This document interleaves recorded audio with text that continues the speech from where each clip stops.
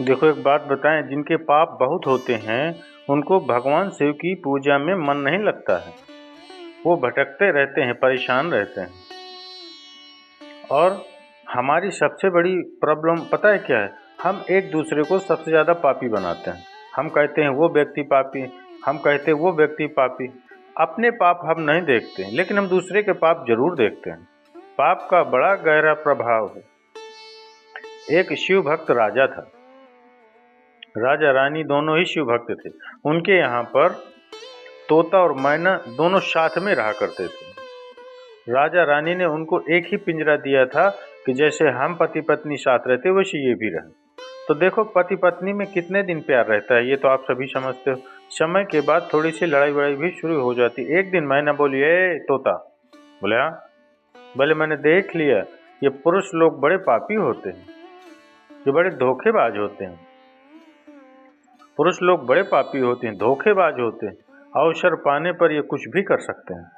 इनसे बड़ा पापी कोई नहीं। किसने कहा? मैना ने। तोता बोला, तू रहने दे।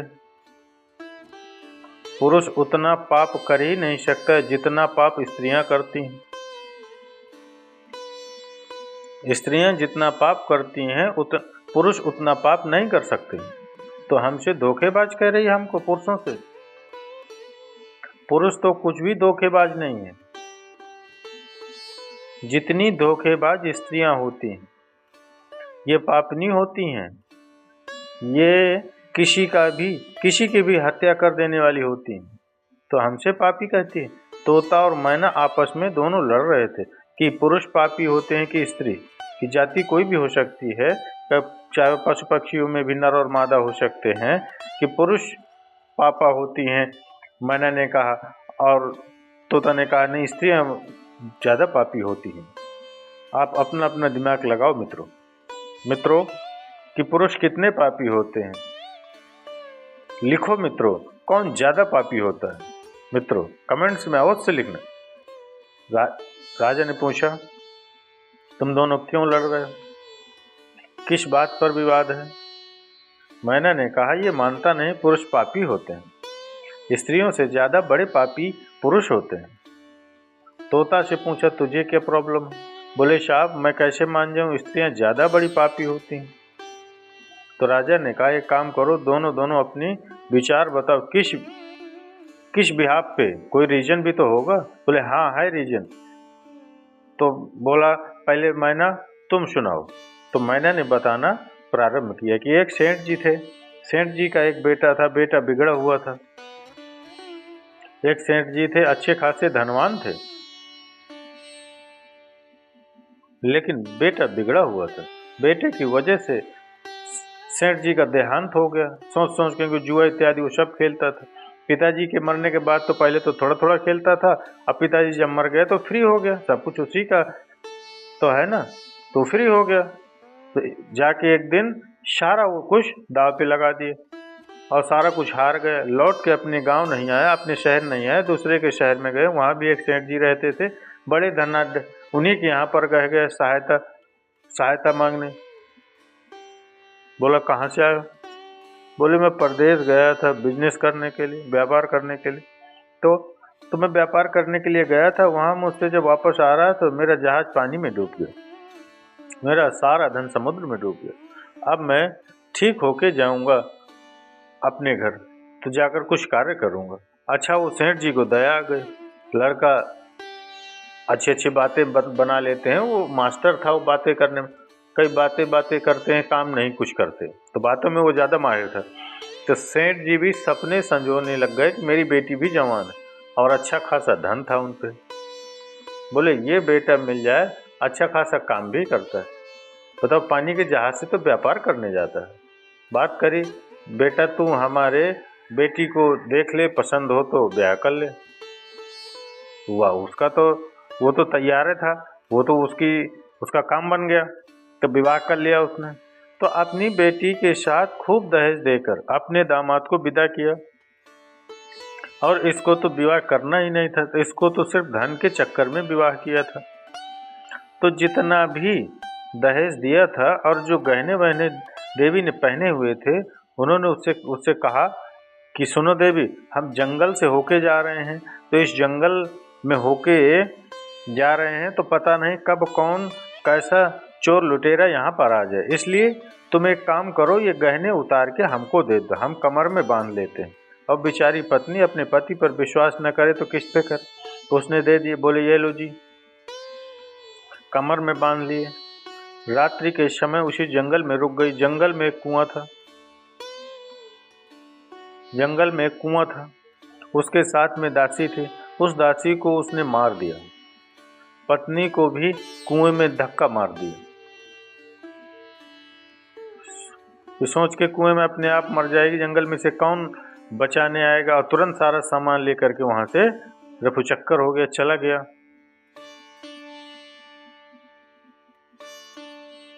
ये बेचारी रोती रही कुआं में, रोती रही रोती रही रोती रही, आवाज लगाने लगी, मरी नहीं।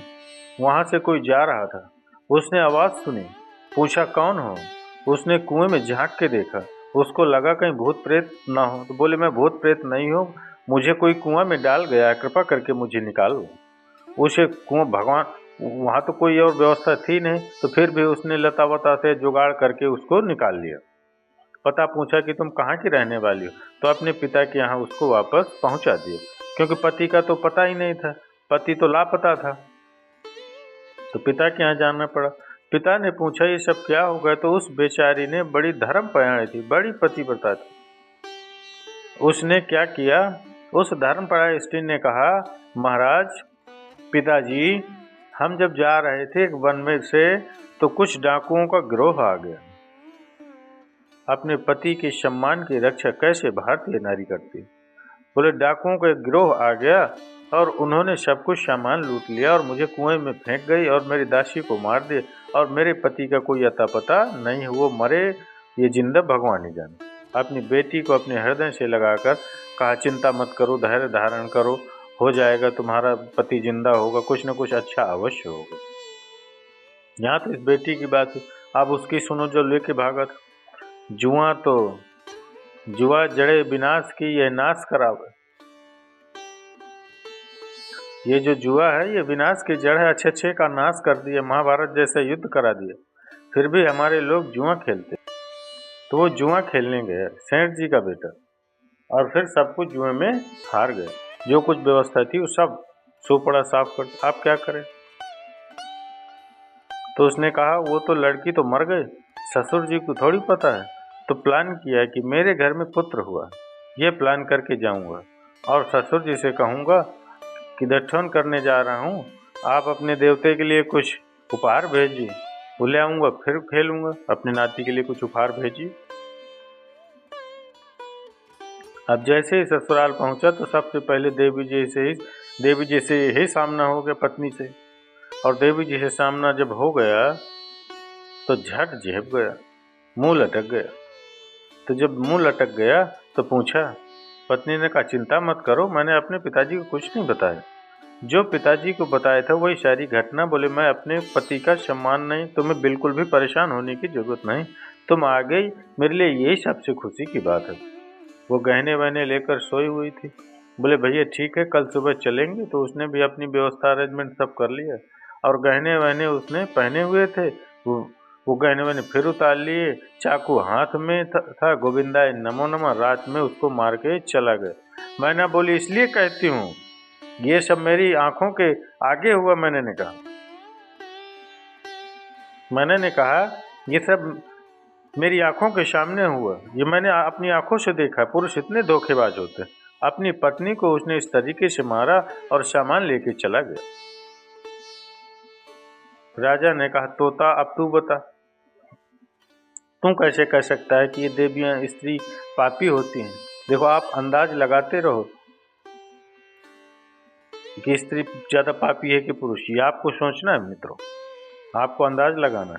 तो तोता ने कहा सुनो महाराज, हम आपको एक बात सुनाते हैं, हमारी भी देखी बात है, अपनी आंखों से देखी हुई बात है। बोले क्या बात है, बोले सुनाओ। जैसे इसने कहा एक सेठ और सेठानी, वैसे हमारे भी एक सेठ और सेठानी। सेठ जी बड़े अच्छे थे, बड़े धर्मपरायण सेठ जी थे, उनका विवाह हुआ। और विवाह हुआ तो पहले तो व्यापार करने के लिए पहले मोबाइल नहीं थे, चिट्ठी भी कहाँ डालते, कैसे डालते। पहले तो व्यापार करने में साल साल, 2-2 साल, 6-6 साल लगते थे, दूर दूर जाते थे। तो सेठ जी विवाह करने के बाद कुछ दिन बाद अपने व्यापार के लिए परदेश चले गए, और व्यापार के लिए जब परदेश चले गए तो वहाँ से उनको वापस आने में 12 साल लग गए। 12 साल लग गए।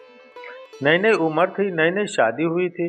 अब वो बेचारी करे तो क्या, और इंतजार प्रतीक्षा करती रही पति के ना आने पर। एक दिन वो अपने पति की प्रतीक्षा में छत पर बैठी हुई थी, उस राह को देख रही थी कि जिस राह से पति गया था, उस राह को देखती रही, लेकिन पति नहीं। परंतु वहां से एक सुंदर युवक निकला, और वो युवक बड़ा ही सुंदर था।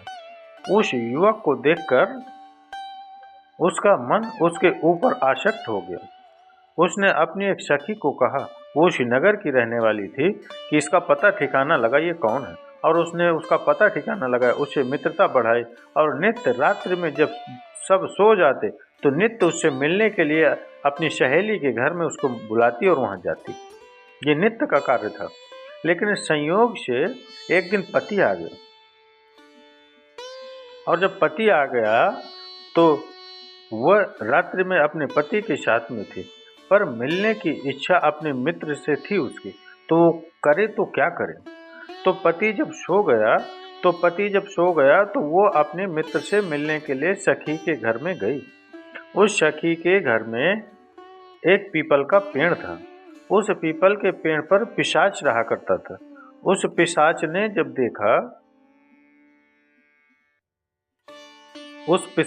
जब देखा कि अपने पति को छोड़कर अभी भी अपने मित्र से मिलने आई है, उसे बड़ा बुरा लगा। लेकिन जिस दिन वो अपने मित्र से मिलने गई तो उसके मित्र को सांप ने डस लिया था, और उसकी मृत्यु हो गई थी, और किसी को पता ही नहीं चला था। जब किसी को पता नहीं चला तो जब ये गई तो पिशाच उसकी आत्मा में, उसके शरीर में आ गया। इसके मित्र का जो डेड बॉडी पड़ा हुआ था उसमें वो पिशाच आ गया, और उसके बॉडी में आकर उसने इसकी नाक को खा लिया, नाक काट दी। जब इसकी नाक काट दी, खा गया, पिशाच था, मुंह से खा गया। तो सखी ने कहा, ये क्या हो गया। बोले, तू एक काम कर, तेरा पति सो रहा है, तू जल्दी जा और जाके पति के पास बैठ जा, और पति के पास बैठकर रो, और यही कहे कि मेरी नाक मेरे पति ने काट दी। और दौड़ दौड़ गई वो। पति सोया था, उसे पता ही नहीं था, और पति को पता ही नहीं था कि इसने जाके रोना धोना शुरू कर दिया। गांव को इकट्ठा कर लिया और कहने लग गई, मेरी नाक मेरी पति ने काट दी, मेरी नाक मेरे पति ने काट दी। राजा को बुलाया गया, राजा के यहाँ न्याय होने लगा, और राजा के यहाँ न्याय होने लगा तो वो जो प्रेत पिशाच था वो किसी न किसी रूप में पहुंचा उस राजा के पास, और उसने कहा, ये नहीं है सत्य, इसने इसकी नाक नहीं काटी, नाक इसने काटी है, इसका मित्र पड़ा है, उसके मुख में अभी भी इसकी नाक लगी हुई, जाके देखो। जब जाके देखा तो सब पता चला, और फिर पूरी घटना का पता चला। इसीलिए तोता बोला, राजा, इसलिए कहता हूँ मैं कि जब स्त्रियां कुछ करने पर आती हैं तो सारी हद पार कर जाती हैं, सारी लोक लाज, तो ये हमसे ज्यादा पापी है, पुरुषों से ज्यादा पापी है। मैना कहती है कि पुरुष पापी है, तोता कहते हैं कि स्त्री पापी है। राजा का जो भी न्याय हो मैं अभी आपको बताने वाला नहीं हूँ, परंतु मेरे दृष्टिकोण से अगर कोई देखेगा तो जिसकी सोच गिर जाती है, जिसका कर्म गिर जाता है, आप कभी जेंडर नहीं देखता, पाप कभी जेंडर नहीं देखते। मेरी अपनी सोच है, पाप कभी जेंडर नहीं देखता। जिसका आचरण गिर गया, जिसकी सोच गिर गई हो, शरीर जेंडर चाहे स्त्री का अथवा पुरुष का हो, लेकिन वही सबसे बड़ा पापी है जो देश धर्म और मर्यादा का उल्लंघन करके सिर्फ अपने लिए जीता हो, वो सबसे बड़ा पापी है। जिसे भगवान के चरणों में आसक्ति न हो, वो सबसे बड़ा पापी है। जो अपने आत्म कल्याण से वंचित रहे, वो सबसे बड़ा पापी है,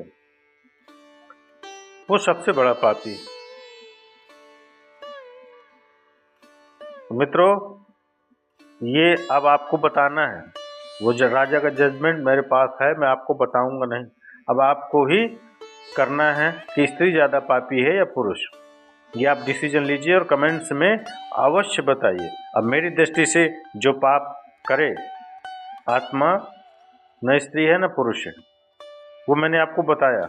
अब आपकी दृष्टि से, आपकी दृष्टि से क्या है कि आपको कमेंट्स में अवश्य बताना है। इसीलिए धर्मयुक्त आचरण करते रहना चाहिए और इसीलिए भगवान की कथाएं हम सबके लिए महत्वपूर्ण हैं। जो जीव भगवान की कथाओं से जुड़ा रहता है वो कभी गलत रास्ते पर नहीं जाता, लेकिन उसे श्रवण करें हृदय से, मन से, चिंतन मनन ध्यान करें मित्रों। तो अवश्य मित्रों, कथा अच्छी लगे तो लाइक अवश्य करिएगा और इसका उत्तर अवश्य दीजिएगा कि कौन ज़्यादा पापी है। कमेंट्स के माध्यम से मैं इंतजार करूंगा आप सभी शिव भक्तों, आप सभी भगवत प्रेमियों के उत्तर का। तो चलिए मित्रों, हर हर महादेव। श्री शिवानमस्तुभ्यं मित्रों में दोस्तों।